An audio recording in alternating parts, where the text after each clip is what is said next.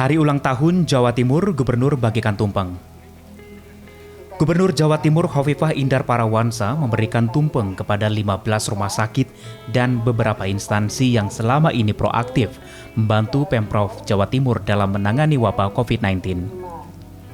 Gubernur Hovifah pun meminta bantuan relawan Tagana Dinsos Provinsi Jawa Timur untuk terlibat dalam proses pendistribusian tumpeng tersebut.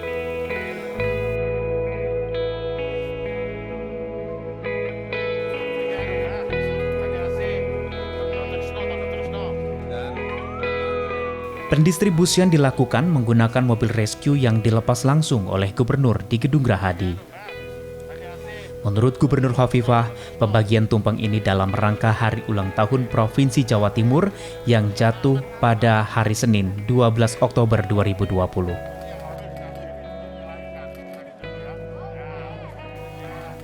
Gubernur Hovifah mengatakan pada hari ulang tahun Jawa Timur kali ini juga menggelar doa untuk para gubernur Jawa Timur yang telah wafat. Doa bersama dengan 75 anak yatim dengan harapan agar Jawa Timur terbebas dari COVID-19.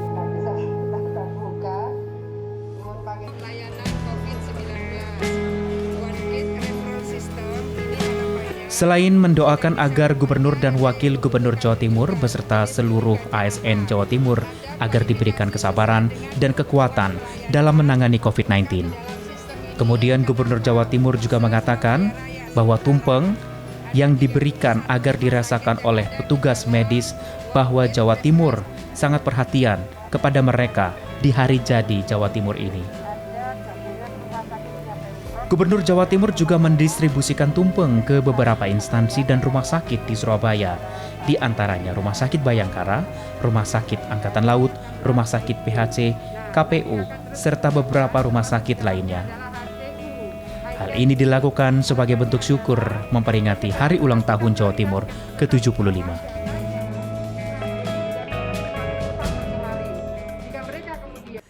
Halo pemirsa, apa kabar Anda hari ini? Kembali lagi bersama saya Isahkan dalam program Meet the VVIP, dan kali ini kita akan berbincang bersama dengan Gubernur Jawa Timur Ibu Hovifah Indar Parawansa.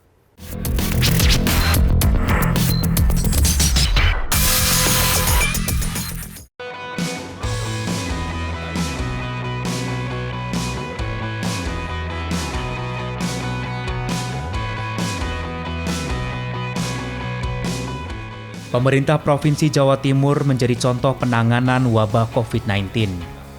Pemerintah Provinsi Jawa Timur mendapat apresiasi dari Presiden Joko Widodo dalam penanganan wabah COVID-19 di wilayah Jawa Timur. Presiden Joko Widodo menyatakan Jawa Timur dan Sulawesi Selatan menunjukkan perbaikan dalam penanganan pandemi virus COVID-19. Presiden meminta daerah lain meniru dua provinsi ini dalam penanganan wabah COVID-19.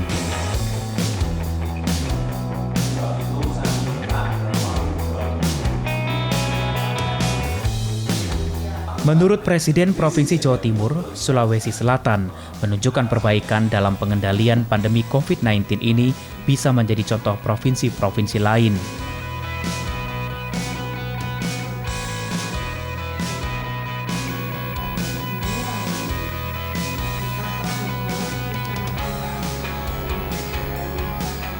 Berdasarkan data Satgas Penanganan COVID-19 per hari Minggu 11 Oktober, Jawa Timur mencatatkan 46.984 kasus positif.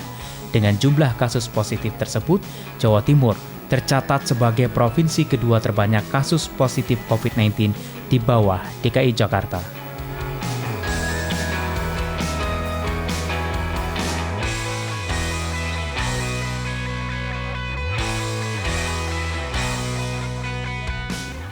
Dari jumlah tersebut, sebanyak 40.490 orang di Jawa Timur dinyatakan sembuh dari COVID-19. Sedangkan sebanyak 3.425 orang meninggal dunia. Jumlah yang meninggal ini tertinggi se-Indonesia. Sampai dengan hari Minggu, tanggal 11 Oktober, jumlah kasus positif di Indonesia masih cukup tinggi.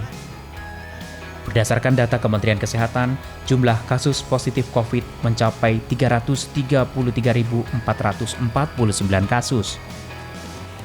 Dari jumlah tersebut, 255.027 dinyatakan sembuh dan 11.844 meninggal dunia.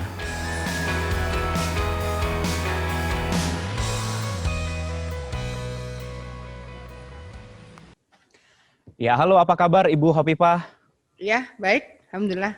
Kabar baik ya, ini pertemuan kita 2 kali melalui virtual. Ini saya sebelumnya mau menanyakan dulu nih, terkait masalah pandemi di Jawa Timur. Sampai dengan saat ini update-nya seperti apa, Ibu? Alhamdulillah. Jadi posisi Jawa Timur sudah mulai melandai akhir September ya sampai sekarang. Kalau posisi yang aktif dirawat hari ini tinggal 5,98%.